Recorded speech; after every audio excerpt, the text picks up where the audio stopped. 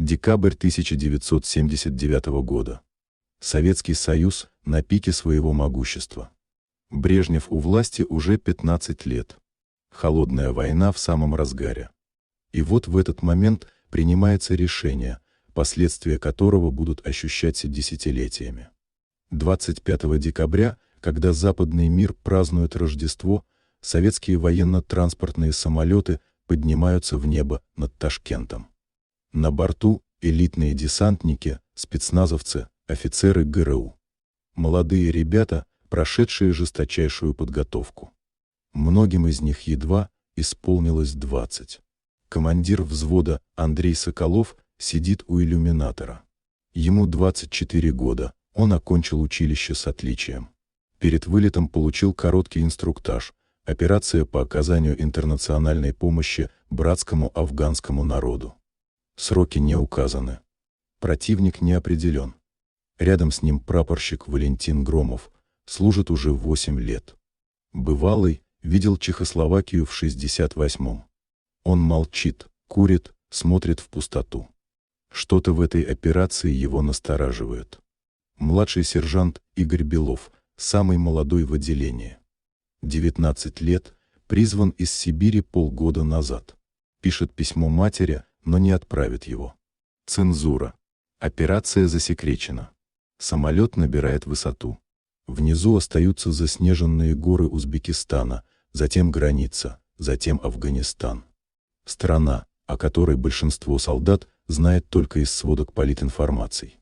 Революция, прогрессивное правительство, угроза со стороны империализма. Стандартная риторика. Но реальность, которая их ждет, не имеет ничего общего с политинформациями. Афганская война – это не просто военная кампания. Это катастрофа, которая разрушила жизни сотен тысяч людей, подорвала экономику сверхдержавы и стала одним из гвоздей, забитых в крышку гроба Советского Союза. Сегодня мы вскроем правду о том, как принималось это роковое решение, кто за него отвечал и какую цену заплатили обычные люди за амбиции партийной верхушки. История начинается не в декабре 79-го, а гораздо раньше. Афганистан всегда был лакомым куском для великих держав. Британцы пытались подчинить его в XIX веке и потерпели сокрушительное поражение. Американцы присматривались к региону после Второй мировой. Советский Союз установил дружественные отношения с Кабулом еще в 20-е годы. И долгое время это было взаимовыгодное партнерство. СССР строил дороги, школы, обучал афганских специалистов. Все шло относительно спокойно до апреля 1978 года, когда в Афганистане произошел государственный переворот. К власти пришла Народно-демократическая партия Афганистана, которая объявила курс на социалистические преобразования. Казалось бы, для Москвы это идеальный сценарий, еще одна дружественная страна в советской орбите. Но именно здесь и начался кошмар. Новое правительство возглавил Нур Мухаммад Тараки, а затем Хафизул Амин. Эти люди начали проводить радикальные реформы с маниакальной жестокостью. Насильственная коллективизация, репрессии против духовенства, массовые аресты и казни. За несколько месяцев они превратили Афганистан в кипящий котел. Крестьяне, которых лишали земли, молы, чьи мечети закрывали, племенные вожди, чья власть уничтожалась. Все они брались за оружие. По стране прокатилась волна восстаний. И вот тут в Москве начали нервничать. Брежнев и его окружение смотрели на карту и видели, как красное пятно советского влияния в Афганистане начинает бледнеть. Американцы усилили свою активность в регионе после революции в Иране. Пакистан стал базой для поставки оружия маджахедам. В Кремле заговорили о том, что нельзя допустить потери Афганистана. Но самое страшное началось внутри советского руководства.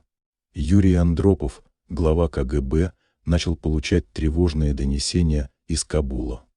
Агенты сообщали, что Амин ведет себя непредсказуемо, что он может переметнуться на сторону Запада, что ситуация выходит из-под контроля. Министр обороны Дмитрий Устинов и министр иностранных дел Андрей Громыко поддерживали идею военного вмешательства. Брежнев, уже тяжело больной, дряхлеющий Косыгин, против ввода войск в Афганистан старик, который с трудом читал бумаги и часами спал на совещаниях, не мог противостоять этому давлению. Премьер-министр Алексей Косыгин был единственным, кто открыто выступал против ввода войск, предупреждая, что это будет катастрофой. На одном из заседаний Политбюро он буквально кричал: «Мы не знаем этой страны. Мы не понимаем ее народ. Это будет вторая Чехословакия, только в 100 раз хуже». Но его не послушали. Документы, рассекреченные после распада СССР, показывают пугающую картину. Решение о вводе войск принималось узким кругом лиц, без консультации с военными экспертами, без анализа возможных последствий, без понимания того, во что ввязывается страна. Генералы Генерального штаба были поставлены перед фактом. Маршал Николай Агарков, начальник Генштаба, пытался объяснить политикам, что армия не готова к партизанской войне в горах, что у солдат нет опыта таких боевых действий, что логистика будет кошмаром. Его тоже не слушали. 12 декабря 1979 года, 24 декабря 1979 года, начало вторжения Политбюро приняло решение. 24 декабря Брежнев подписал секретный приказ о вводе ограниченного контингента советских войск в Афганистан. Слово «ограниченный» звучало как издевательство. В первые же дни туда вошло более 80,0 тысячных солдат и офицеров. Владимир Снегирев, военный корреспондент, который провел в Афганистане больше года, вспоминает: «Я прилетел в Кабул в феврале 80-го. Первое, что меня поразило, наши солдаты вообще не понимали, где они и зачем. Один 18-летний пацан из-под Воронежа спросил меня: «А мы что, с американцами воюем?» Он искренне думал, что находится на границе с НАТО. Другой рассказывал, что им объяснили, будто они защищают социализм от бандитов. Никто не говорил правды, что мы вторглись в суверенную страну, что мы убиваем людей, которые защищают свою землю от чужаков. Ложь. Ложь была везде, на всех уровнях. И эта ложь убивала не меньше, чем пули душманов. Первые дни вторжения советское руководство преподносило как триумф. 27 штурм дворца Амина декабря, спецназ «Кобзенит» и группа «Альфа» штурмовали дворец Амина в Таджбеке. Операция была жестокой и кровавой. Амина убили вместе с охраной и членами семьи. К власти привели Бабрака Кармаля, которого привезли из Москвы в советском самолете. Официальная советская пропаганда заявила, что афганский народ попросил СССР о помощи в борьбе с империалистической агрессией. В газетах писали о братской помощи и интернациональном долге. По телевидению показывали, как советские врачи лечат афганских детей, как строители возводят школы. Все это было правдой, но это была лишь крошечная часть правды. Остальное — горы трупов, сожженные деревни, искалеченные судьбы — тщательно скрывалось. Реальность войны не имела ничего общего с телевизионной картинкой. Советская армия столкнулась с противником, к борьбе с которым она не была готова. Маджахеды не выходили на открытый бой. Они использовали тактику партизанской войны: засады, минирование дорог, ночные налеты. Они знали каждую тропу в горах, каждое ущелье, каждую пещеру. Они получали современное оружие из США, Саудовской Аравии, Пакистана. Американские ракеты «Стингер», которые начали поставляться с середины 80-х, превратили небо над Афганистаном в смертельную ловушку для советских вертолетов и самолетов. Но даже до этого потери были чудовищными. Вот вам только один эпизод из тысяч.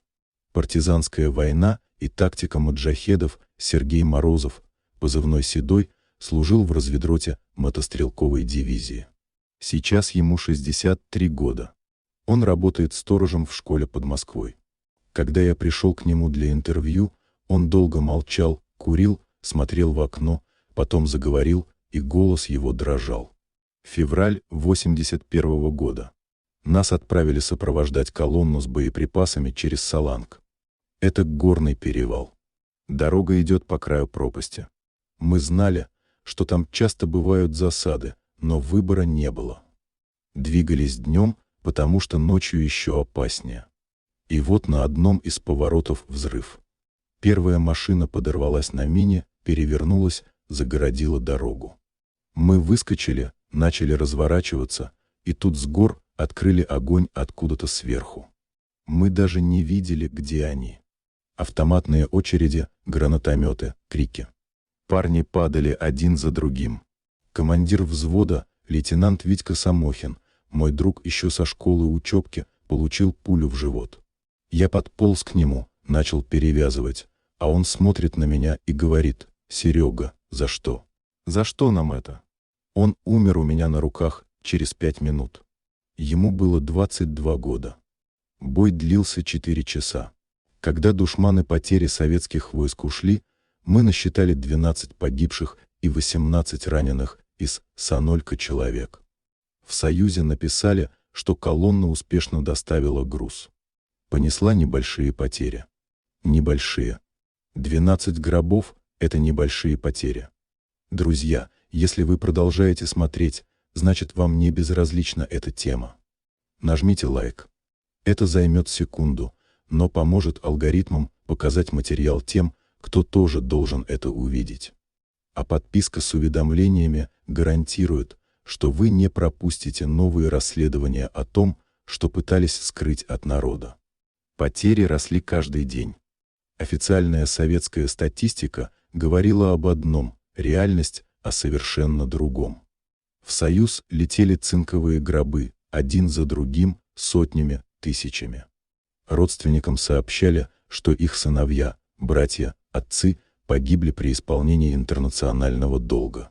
Хоронили тихо, без почестей, часто даже не разрешали открывать гробы.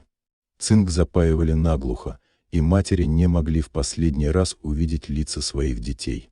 Многие подозревали, что в гробах совсем не то, что им говорили, что там могли быть чужие тела или вообще просто груз для веса.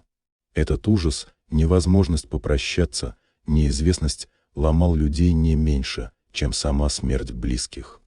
Светлана Алексеевич в своей книге «Цинковые мальчики» собрала десятки таких историй.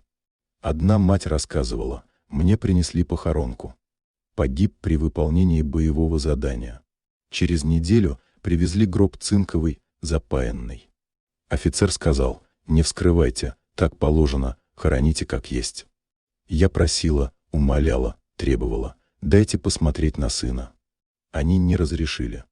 Мы похоронили этот гроб, но я до сих пор не знаю, мой ли там сын. Может, это вообще не он. Может, он где-то жив, ранен в плену, или там вообще камни. Я уже 20 лет живу с этой мыслью. Она меня съедает изнутри. Каждую ночь вижу один и тот же сон. Открываю гроб, а там пусто. Но вернемся к тому, что происходило в самом Афганистане. Советское командование быстро поняло, что традиционная военная тактика здесь не работает. Душманы не держали территорию. Их нельзя было разгромить в генеральном сражении. Они растворялись среди мирного населения, прятались в горах, переходили границу в Пакистан, где были их базы и склады. Советские войска начали применять тактику зачисток, прочесывания территорий, уничтожения деревень, подозреваемых в поддержке маджахедов.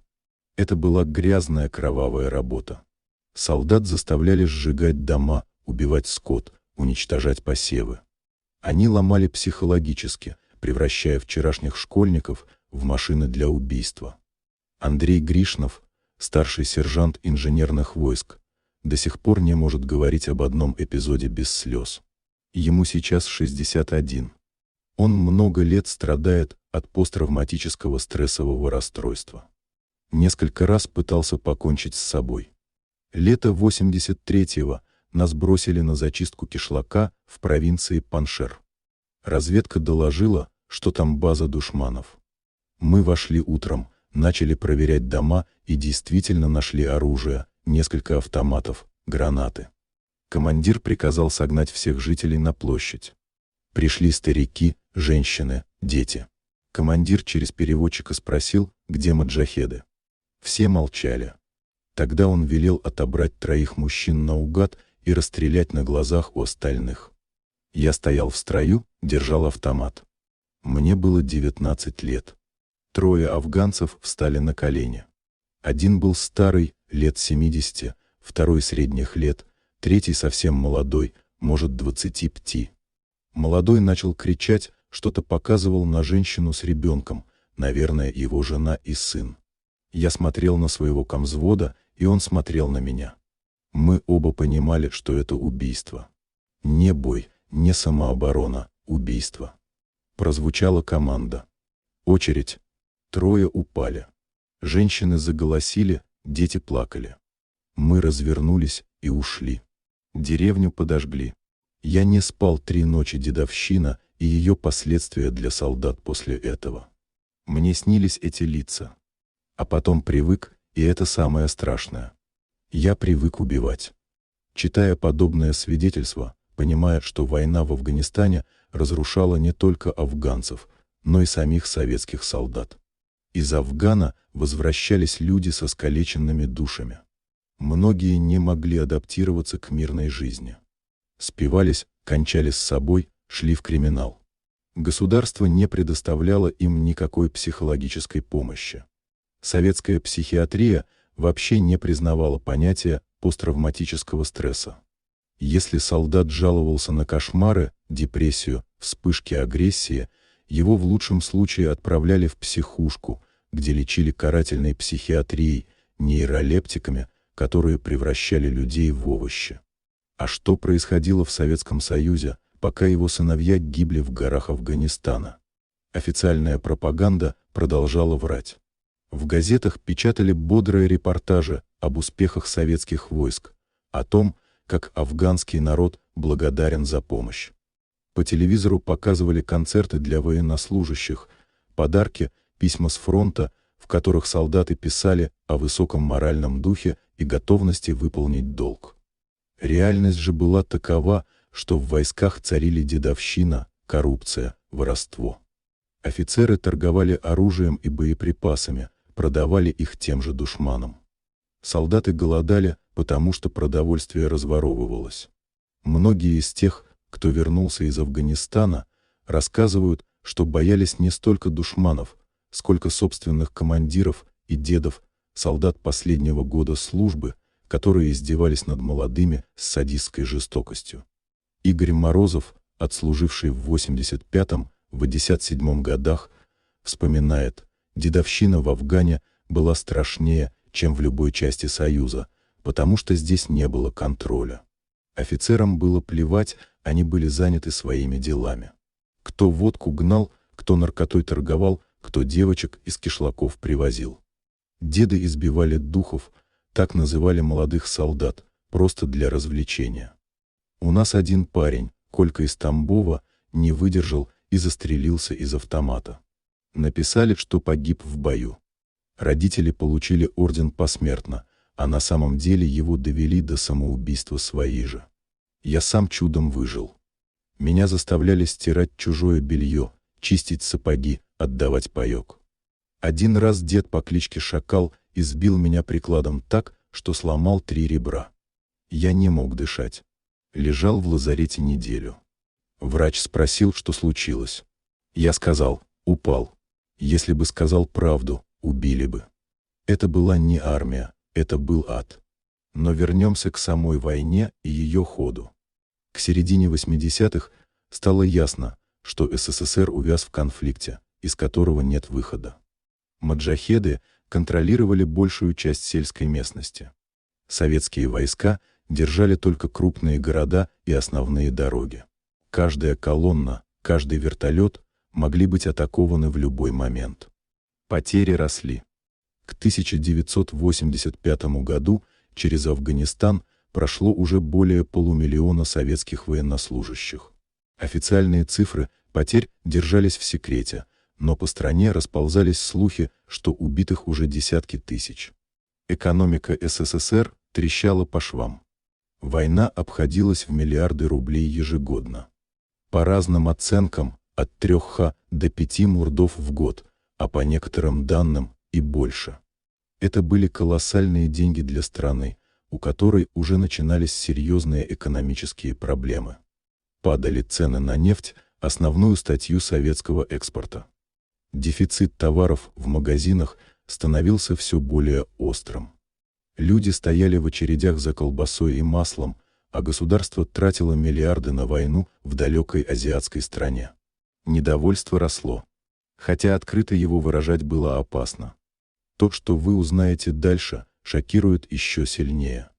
Но прежде чем продолжить, поставьте лайк, если считаете, что об этом должны знать все, и подпишитесь, чтобы не пропустить продолжение расследования. Международное осуждение вторжения нас уже становится больше, но мы должны быть услышаны.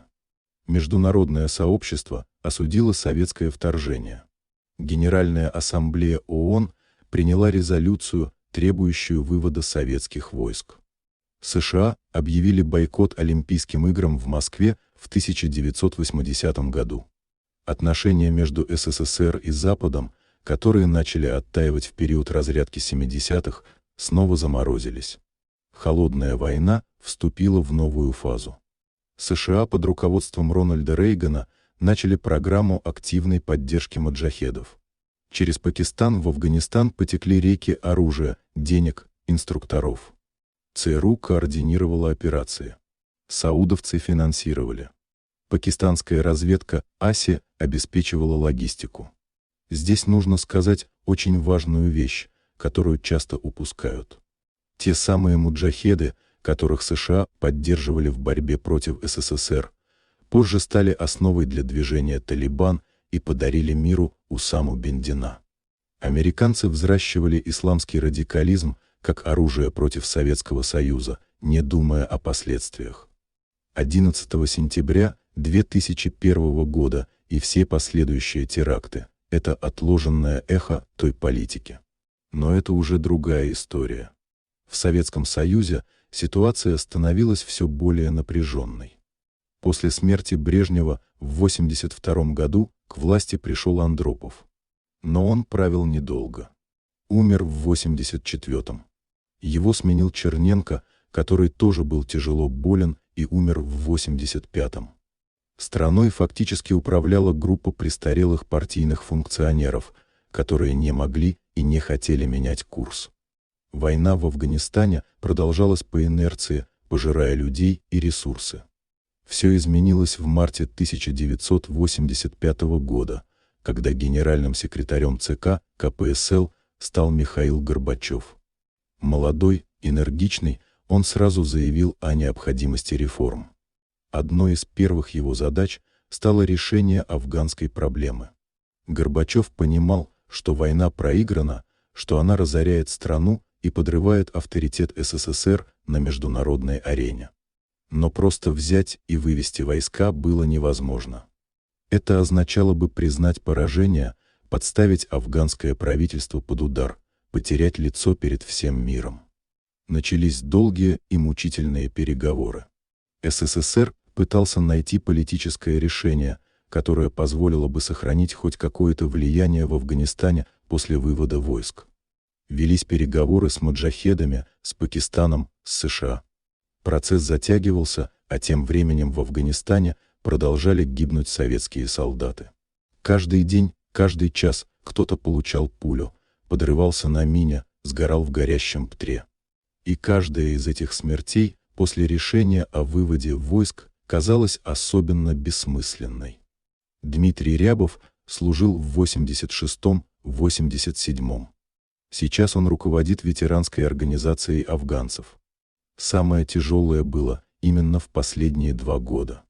Мы все уже знали, что уходим, что войну не выиграем. И в то же время нас продолжали посылать в бой. Каждую операцию ты думал: а зачем? Зачем мне рисковать жизнью, если через полгода нас тут не будет? Но приказы есть приказы. Мы продолжали воевать. У меня погиб друг Серега Кулешов в январе 88-го. До вывода оставалось меньше года. Мина дороги. БМП подорвалась. Он сгорел заживо. Ему было 20 лет.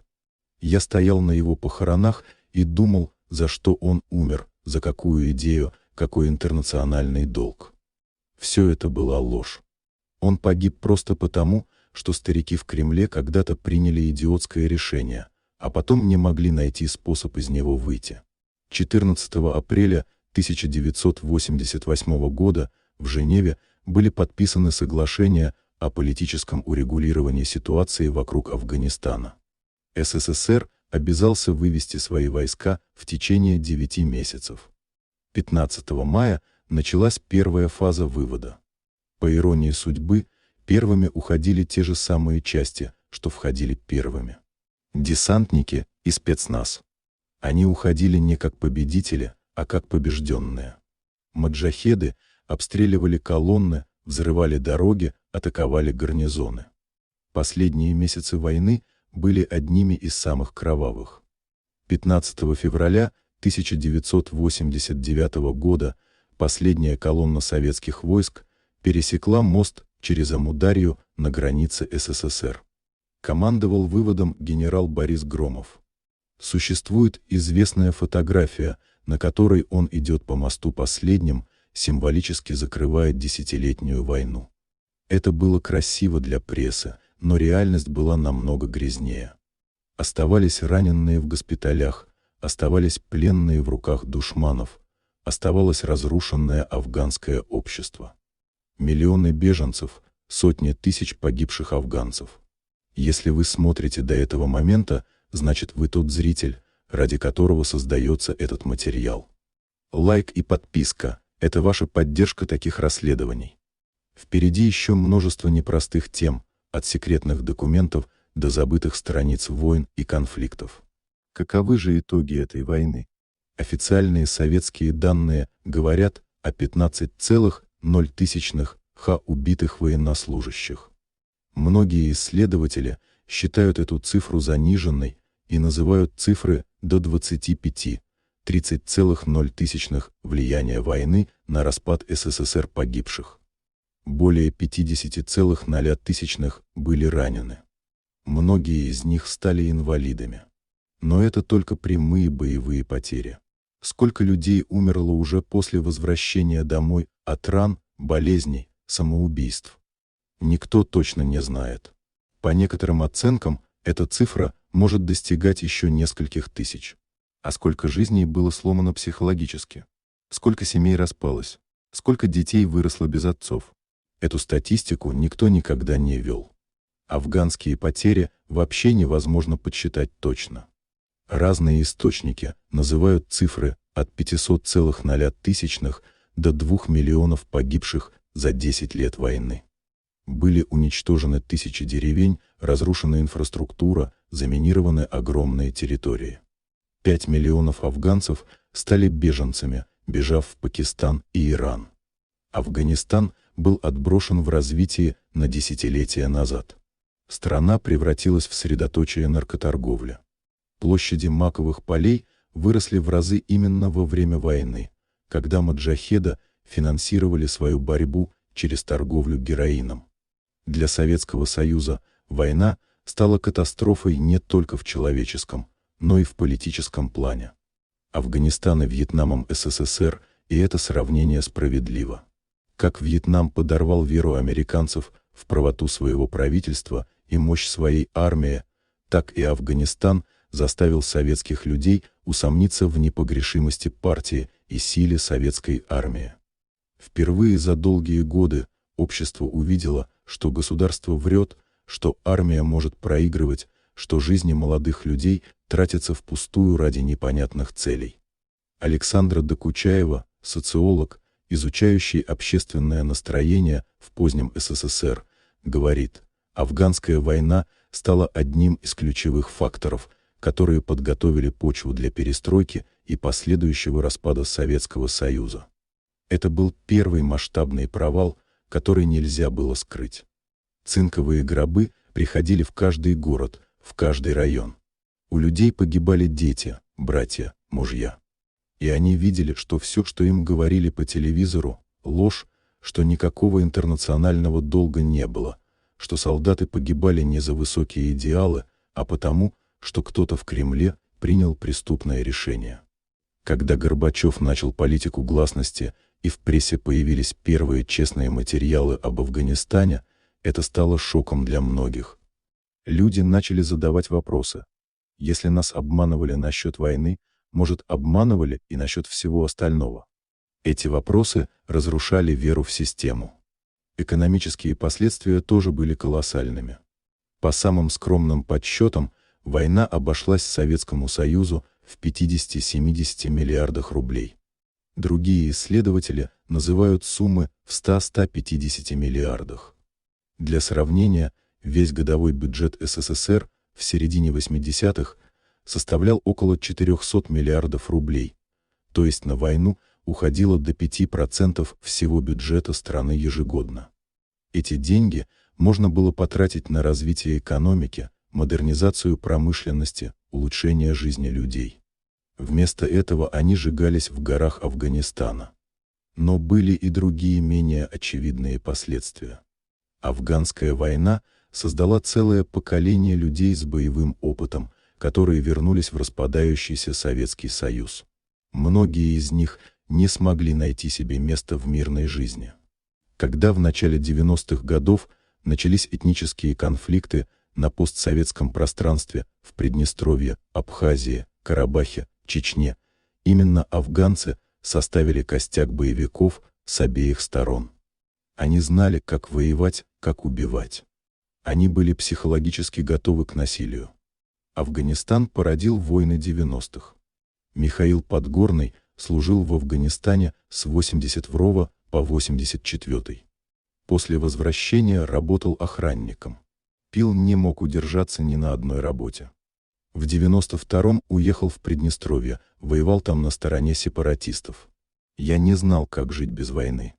Дома было невыносимо, скучно и страшно одновременно. Я просыпался по ночам в холодном поту. Мне снились трупы, взрывы, крики. Жена ушла, забрала дочь. Я остался один в квартире с бутылкой. Когда по телевизору показали, что в Приднестровье началась война, я подумал, вот оно, мое место. Поехал туда, взял автомат, пошел воевать. И знаете что? Там мне было хорошо. Там все было понятно. Есть враг, есть свои, есть задача. Не надо думать о смысле жизни, о том, как платить за квартиру, где найти работу. Просто бери автомат и иди воевать. Я провел там полгода, убивал людей, чьи лица даже не видел. Потом меня ранило, отправили в госпиталь. Там я понял, что превратился в машину для убийства, что Афганистан сломал меня навсегда. Я не знаю, человек ли я еще. Судьбы ветеранов и их психическое состояние криминальные группировки 90-х тоже активно рекрутировали афганцев. Человек с боевым опытом, умеющий стрелять и не боящийся крови. Был на вес золота в бандитской войне за передел собственности. Многие афганцы стали киллерами, телохранителями, бойцами организованных преступных группировок. Государство, которое послало их на войну, бросило их после возвращения. Льготы были мизерными, помощи никакой. Им приходилось выживать самим. И многие выбрали путь криминала. Но давайте вернемся к вопросу, кто несет ответственность за эту катастрофу? Кто должен был ответить за десятки тысяч погибших, за сломанные судьбы, за растраченные миллиарды, за провал внешней политики? Формально решение о вводе войск принимало Политград ЦК КПСС, но конкретно настаивали на военном решении 3 человека. Юрий Андропов, Дмитрий Устинов и Андрей Громыко. Брежнев, больной и дряхлый, скорее соглашался, чем принимал решения. Когда война закончилась, Брежневу уже 7 лет как не было в живых. Андропов умер в 84-м, Устинов тоже в 84-м. Громыко дожил до 89-го, но его уже отправили на почетную пенсию. Никто из тех, кто развязал эту войну, не понес наказания. Никого не судили, не разжаловали, не лишили орденов и званий. Более того, многие генералы, командовавшие в Афганистане, сделали карьеру, получили звезды героев, генеральские звания, высокие посты. Борис Громов, последним покинувший Афганистан, стал губернатором Московской области. Другие тоже устроились неплохо, а солдаты, те, кто реально воевал и умирал, получили медали воину-интернационалисту и право на скромные льготы при получении жилья и устройстве на работу. Циничность этой системы просто поражает. Профессор Олег Смирнов, историк, специализирующийся на советской внешней политике, считает, афганская война – это классический пример того, как закрытая авторитарная система принимает катастрофические решения. Узкая группа людей, не обладающих необходимыми знаниями и компетенциями, принимает решения огромной важности. Никакой экспертизы, никакого общественного обсуждения, никакой ответственности. И когда решение оказывается ошибочным, система защищает тех, кто его принял. Ответственность за катастрофу войны – это не просто ошибка, это преступление. Десятки тысяч людей погибли из-за амбиций и некомпетентности горстки партийных функционеров. Но в Советском Союзе не было механизма привлечения к ответственности высшего руководства, не было независимых судов, свободной прессы, общественного контроля, поэтому виновные остались безнаказанными. Это один из главных уроков афганской войны. В закрытой системе невозможно избежать таких катастроф, потому что нет механизмов их предотвращения и нет ответственности за последствия. Еще один важный аспект, о котором нельзя не сказать – судьба советских военнопленных. Официально СССР не признавал, что его солдаты попадали в плен к маджахедам. Считалось, что советский солдат не сдается. Но реальность была иной. Сотни, а возможно и тысячи солдат и офицеров попали в плен за 10 лет войны. Их судьба была ужасной. Маджахеды часто убивали пленных, иногда пытали, заставляли принять ислам. Некоторые пленные действительно принимали ислам и оставались жить в Афганистане после окончания войны. Другие годами находились в плену в нечеловеческих условиях. Когда выводились советские войска, вопрос военнопленных был одним из ключевых в переговорах. СССР требовал их возвращения. Маджахеды торговались. В итоге часть пленных была возвращена, но далеко не все. По некоторым данным, десятки, а может и сотни советских военнопленных так и остались в Афганистане. Некоторые из них живут там до сих пор. Уже пожилые люди, давно забытые родиной, ставшие частью афганского общества. Их семьи в России считают их погибшими. Время от времени появляются сообщения о том, что кто-то видел в каком-то кишлаке русского старика, говорящего по-русски с акцентом, но проверить это невозможно. Афганистан после вывода советских войск погрузился в гражданскую войну, потом пришли талибы, потом американская оккупация. Судьба этих людей остается одной из черных страниц афганской войны. Нажмите лайк, если эта история заставила вас переосмыслить прошлое. Подписывайтесь и делитесь этим материалом с теми, кому важно знать правду. Только так сохранится память о тех, кого пытались вычеркнуть из истории. Включите уведомления, чтобы не пропустить новые расследования. Они выходят регулярно.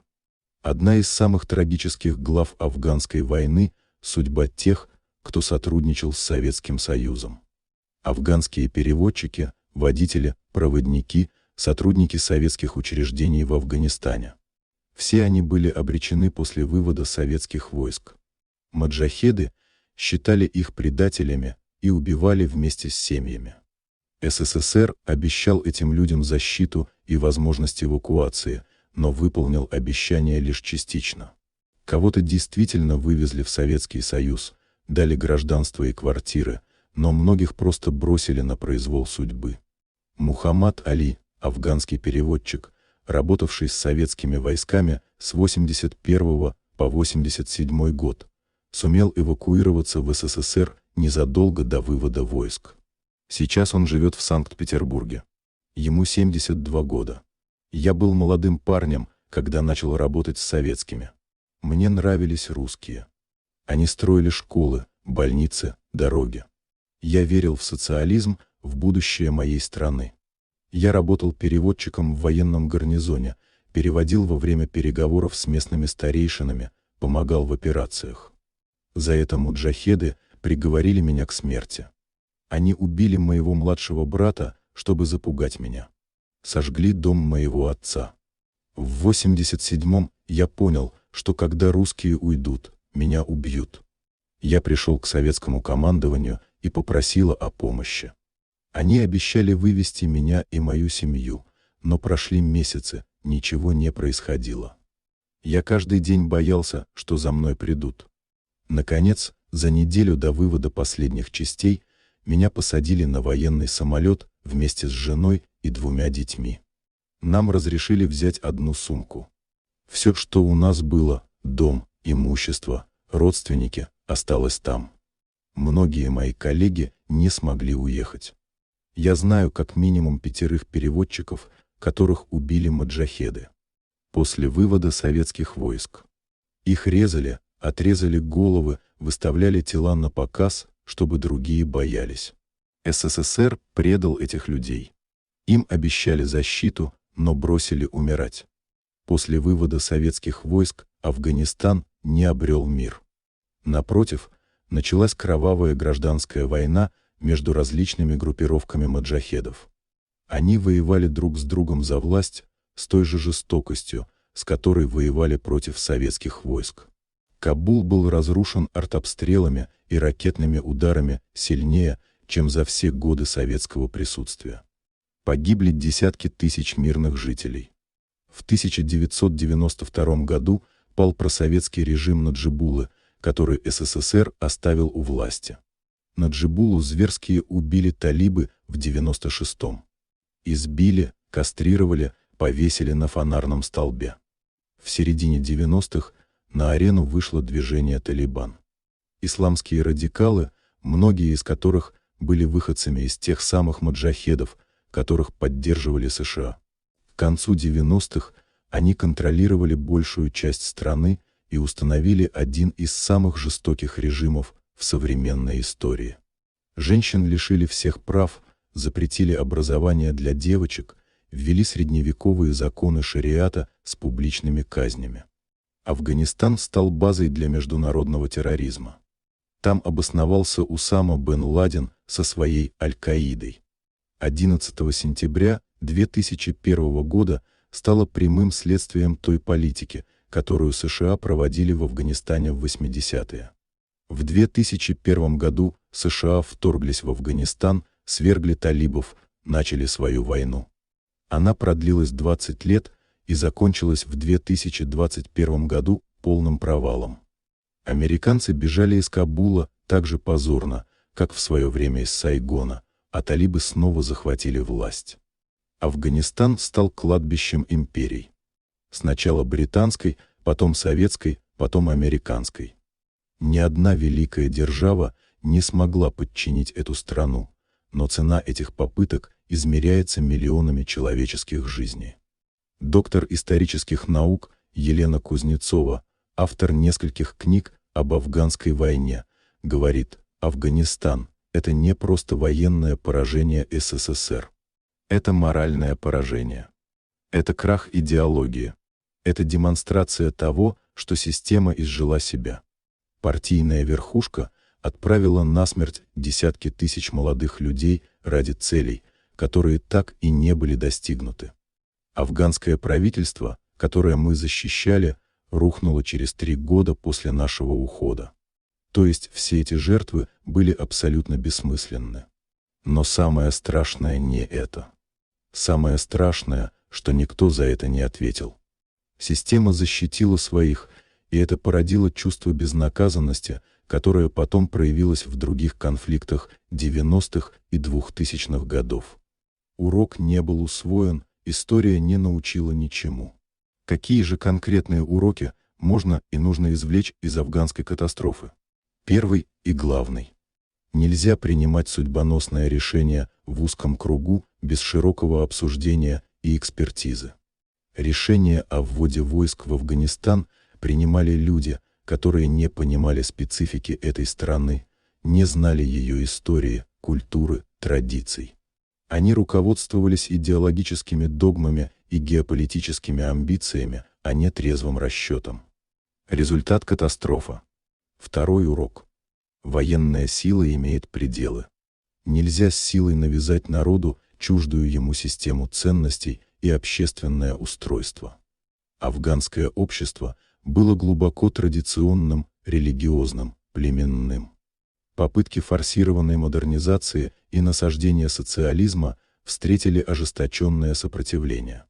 СССР имел подавляющее военное преимущество, но это не помогло победить, потому что воевать приходилось не с регулярной армией, а с народом, который защищал свою землю и свой образ жизни. Третий урок. Ложь всегда выходит наружу. Советская пропаганда годами врала о положении дел в Афганистане, скрывала масштабы потерь, приукрашивала ситуацию. Но цинковые гробы невозможно было скрыть. Солдаты возвращались домой и рассказывали правду. Постепенно общество понимало, что его обманывают. Это подрывало доверие к власти гораздо сильнее, чем сама военная неудача. Четвертый урок. Нельзя бросать людей, которые тебе доверились.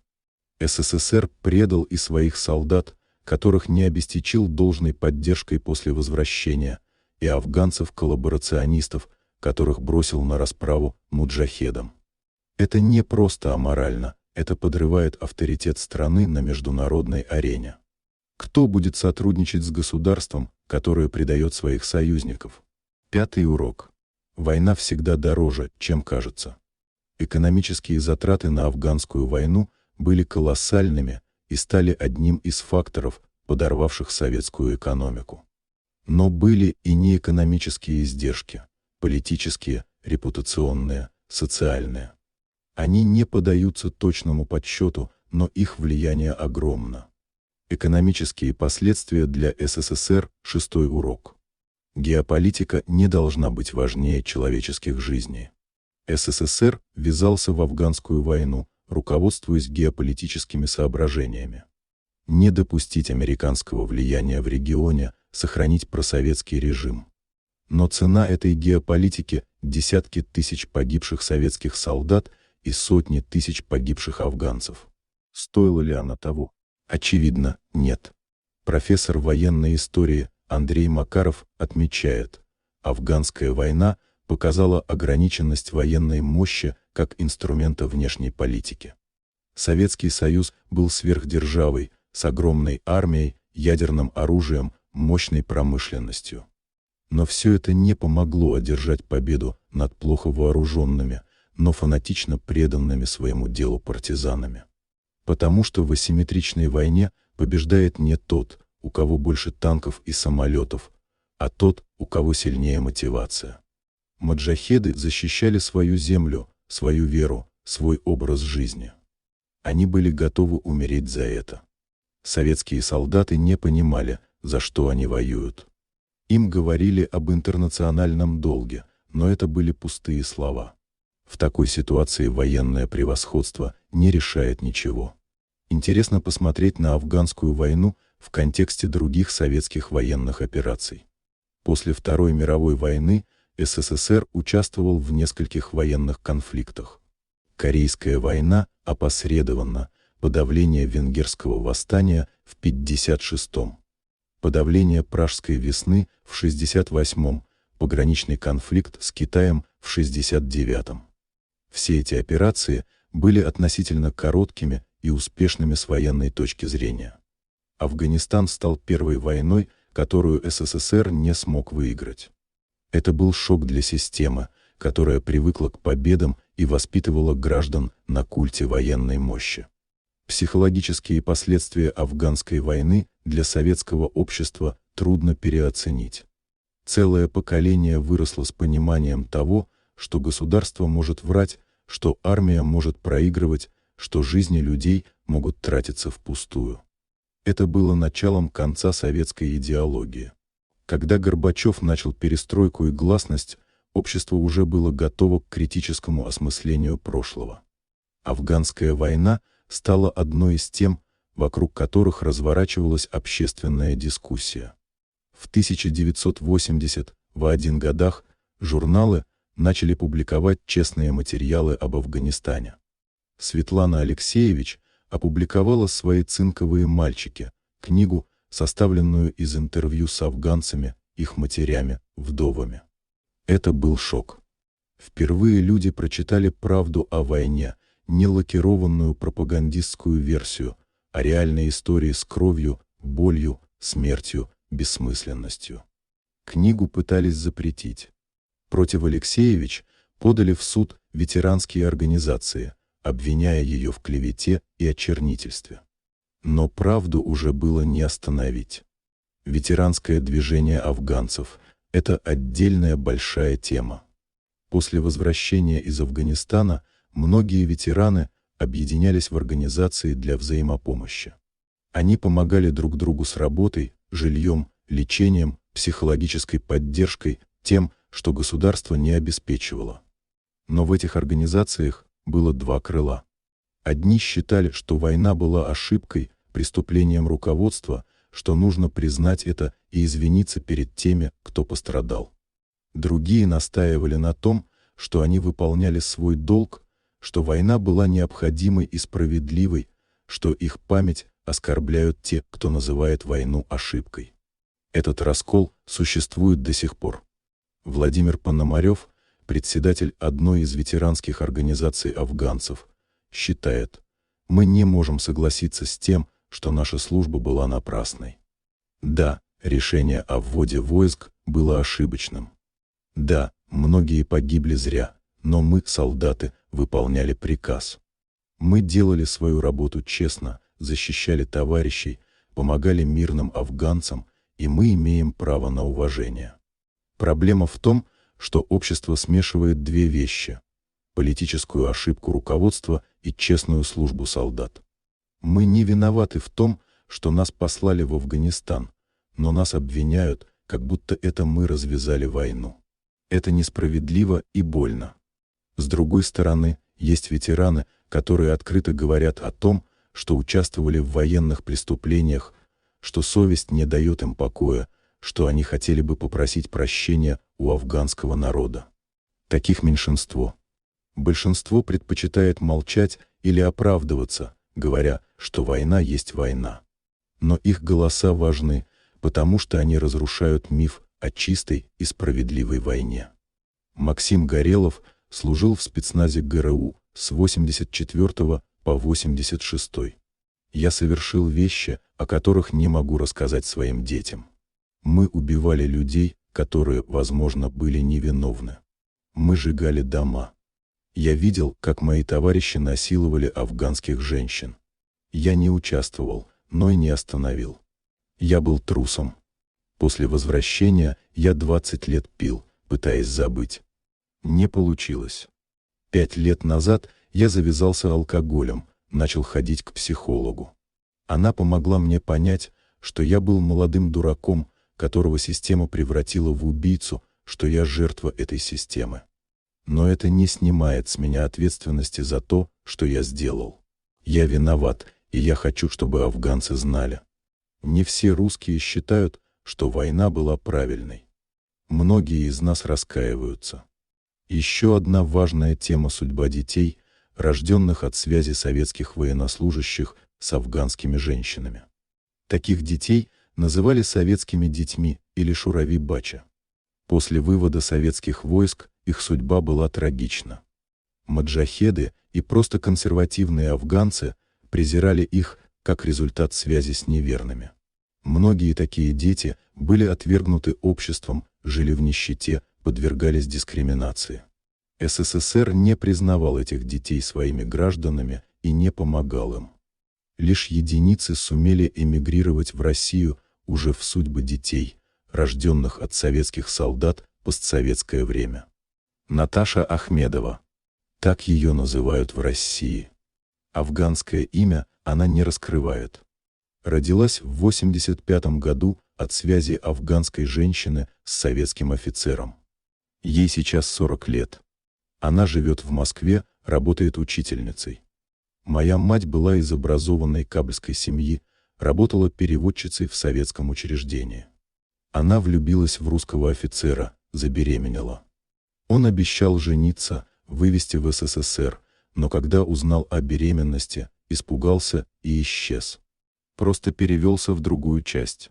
Мать родила меня в позоре. Ее семья отвернулась от нее.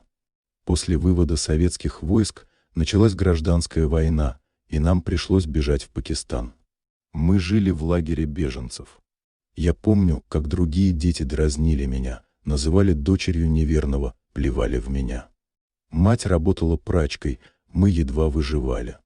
Она умерла, когда мне было 15. Я осталась совершенно одна. Через знакомых узнала о российской организации, которая помогает таким, как я. Они оформили документы, и в 2008 я приехала в Россию.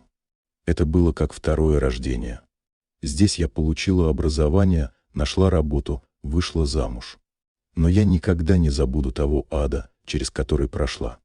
И я никогда не прощу своего отца, который бросил мать меня. Он, наверное, где-то живет. Может, у него своя семья, дети, и он даже не знает, что где-то есть его дочь, которая выросла в нищете и унижении. По разным оценкам, таких детей могут быть 1000. Большинство из них так и остались в Афганистане или Пакистане, живут в бедности. Многие не знают, кто их отцы. Это еще одна черная страница афганской войны, о которой не принято говорить. Память об афганской войне в современной России очень противоречива. С одной стороны, существует официальный дискурс, который героизирует афганцев-ветеранов. Говорит о том, что они выполняли свой долг. Во многих городах стоят памятники воинам-интернационалистам. 15 февраля, в день вывода советских войск из Афганистана, проводятся памятные мероприятия. С другой стороны, критическое осмысление войны практически отсутствует в публичном пространстве. Попытки обсуждать военные преступления, говорить о бессмысленности войны, встречают агрессивное сопротивление части общества и власти. Политолог Дмитрий Орешкин считает: афганская война – это тема, которую российская власть не хочет обсуждать честно, потому что честное обсуждение неизбежно приведет к вопросам об ответственности, о механизмах принятия решения о войне, о цене, которую платит общество за авантюры руководства. А эти вопросы неудобны, поэтому предпочитают ограничиться ритуальными мероприятиями памяти, где говорят общие слова о героизме и долге, но не углубляются в суть. Проблема в том, что непереваренный исторический опыт повторяется. Не усвоив уроков Афганистана, Россия влезла в чеченские войны 90-х и 2000-х и снова потеряла 1000 уроки афганской войны для будущих поколений людей. И снова без внятной стратегии победы, и снова ценой огромных жертв среди мирного населения. Действительно, параллели между Афганистаном и Чечней очевидны. В обоих случаях регулярная армия воевала против партизан на их территории. В обоих случаях противник был религиозно мотивирован и готов умереть за свои убеждения. В обоих случаях мирное население страдало от действий обеих сторон. В обоих случаях официальная пропаганда врала о ходе войны и о потерях. В обоих случаях многие солдаты не понимали, за что они воюют. Но есть и отличия. Чечня формально была частью России, что давало формальное оправдание военной операции восстановления конституционного порядка. Афганистан был суверенным государством, и вторжение туда было актом агрессии.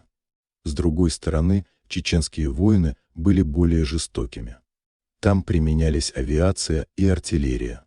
Для разрушения целых городов погибло огромное количество мирного населения. Но общее то, что обе войны не решили проблему, а лишь создали новые.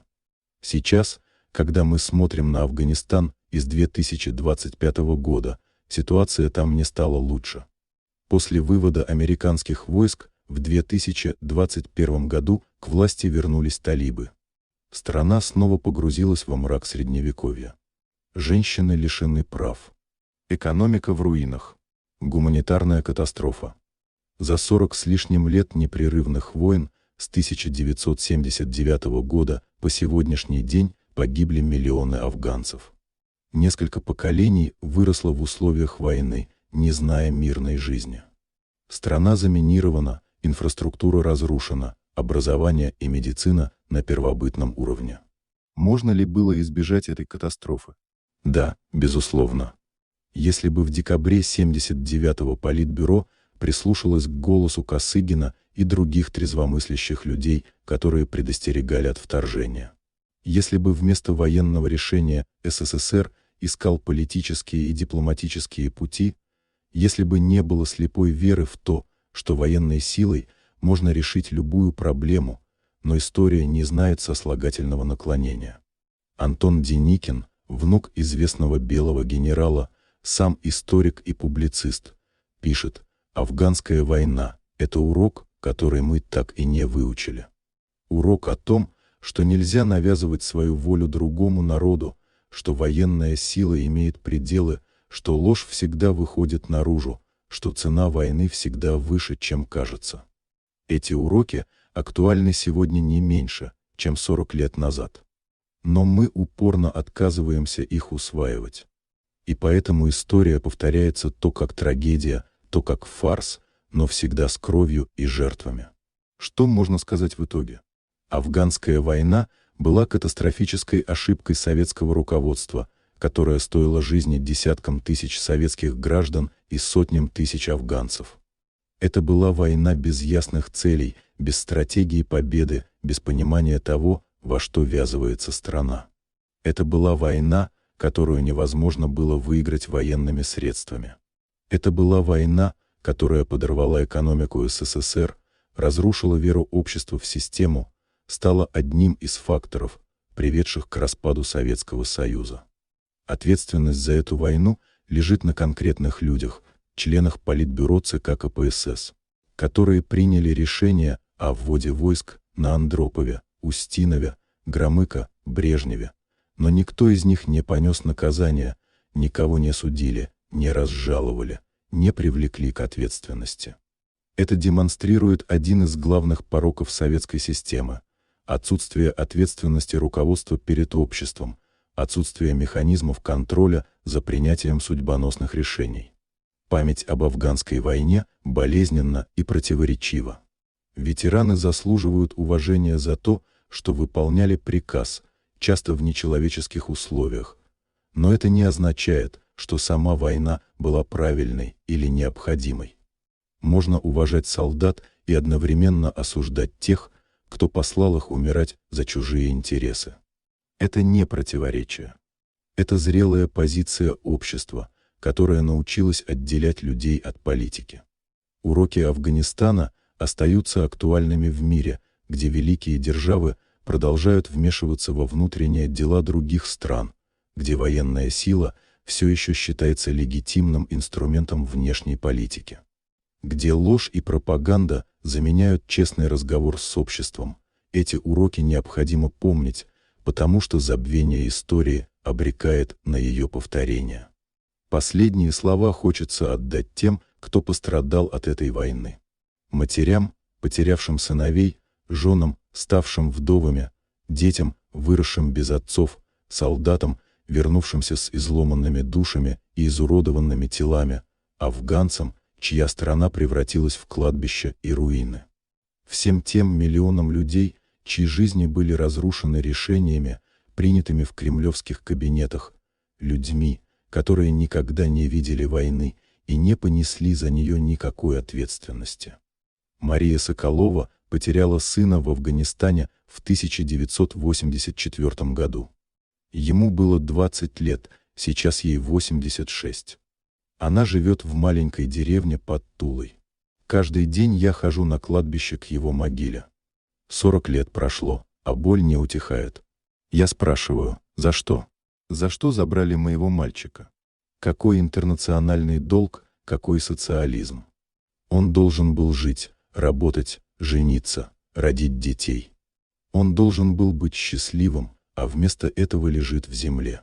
А те, кто отправил его туда, жили долго, в почете, с орденами и дачами. Где справедливость? Где Бог? Я верующая, но иногда думаю, как Бог допустил это. Я не дождусь ответа на свои вопросы. Скоро умру и лягу рядом с сыном. Может, там, на том свете, я пойму, за что все это было. Эти слова — приговор системе, которая считала людей расходным материалом истории, которая жертвовала живыми людьми ради абстрактных идей и геополитических игр, которая не умела признавать ошибки и не несла ответственности за свои преступления. Эта система рухнула, но вопросы, которые она оставила, остаются. И пока мы не найдем на них честные ответы, пока не извлечем уроки из прошлого, мы обречены на его повторение. Афганская война закончилась 36 лет назад, но она продолжается в душах тех, кто ее пережил. В ночных кошмарах ветеранов, в слезах матерей, у могил сыновей, в израненной земле Афганистана, которая до сих пор хранит кости погибших и взрывается минами, заложенными десятилетия назад. Эта война не закончится, пока жив хоть один человек, которого она коснулась. История афганской войны — это история о том, как нельзя принимать решения, о том, как нельзя использовать военную силу, о том, как нельзя обращаться со своими гражданами и с чужими народами. Это история предостережения. История-урок, который мы обязаны помнить и передавать следующим поколениям, потому что только память может предотвратить повторение трагедии. В архивах до сих пор хранятся тысячи документов об афганской войне, многие из которых остаются засекреченными. Полная правда о принятии решений, о реальных потерях, о военных преступлениях, о закулисных договоренностях еще не рассказана. Историки продолжают работать, открывая новые страницы этой темной главы. Каждый новый документ, каждое новое свидетельство добавляет штрихи к картине, которая с каждым годом становится все более ужасающей. Возможно, когда-нибудь будет создан полный мемориал жертв афганской войны. Не только советских солдат, но и афганских мирных жителей, чьи имена мы никогда не узнаем. Возможно, когда-нибудь государство официально признает войну ошибкой и попросит прощения у тех, кто пострадал. Возможно, когда-нибудь в школьных учебниках будет написана честная история этой войны без прикрас и умолчаний. Но это произойдет только тогда, когда общество будет готово смотреть правде в глаза и делать из нее выводы. Пока же афганская война остается болезненной темой, о которой спорят, которую используют в политических целях, которую трактуют по-разному в зависимости от идеологических предпочтений. Для одних это героическая страница военной истории, для других преступная авантюра. Истина, как всегда, сложнее любой односторонней трактовки. Да, солдаты проявляли героизм и выполняли свой долг. И да, война была ошибкой и преступлением руководства. Эти две правды не исключают друг друга, они сосуществуют. И только принятие их обеих позволяет понять всю сложность и трагизм афганской войны. Сегодня, спустя 36 лет после вывода советских войск, Афганистан снова под властью талибов, снова в кризисе, снова изолирован от мира.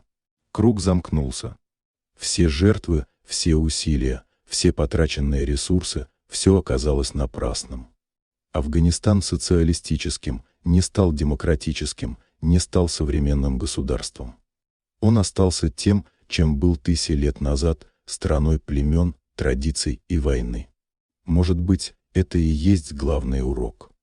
Нельзя изменить страну извне. Главный урок – изменения должны приходить изнутри, можно только разрушить ее. Настоящие перемены приходят изнутри, из самого общества, когда оно к ним готово. Все попытки ускорить этот процесс силой оборачиваются катастрофой. Финальный аккорд этой истории еще не написан. Пока живы ветераны, пока помнят родственники погибших, пока существует Афганистан, эта история продолжается. И наша задача — сохранить память, извлечь уроки. Не дать забыть тех, кто заплатил своими жизнями за чужие ошибки. Это наш долг перед прошлым и наша ответственность перед будущим. Нажмите лайк, если этот материал заставил задуматься о цене политических решений. Заключение. Сохранить память о трагедии, подпишитесь на канал и поделитесь с теми, кому важна правда об истории. Только сохраняя память, мы можем надеяться не повторить ошибок прошлого.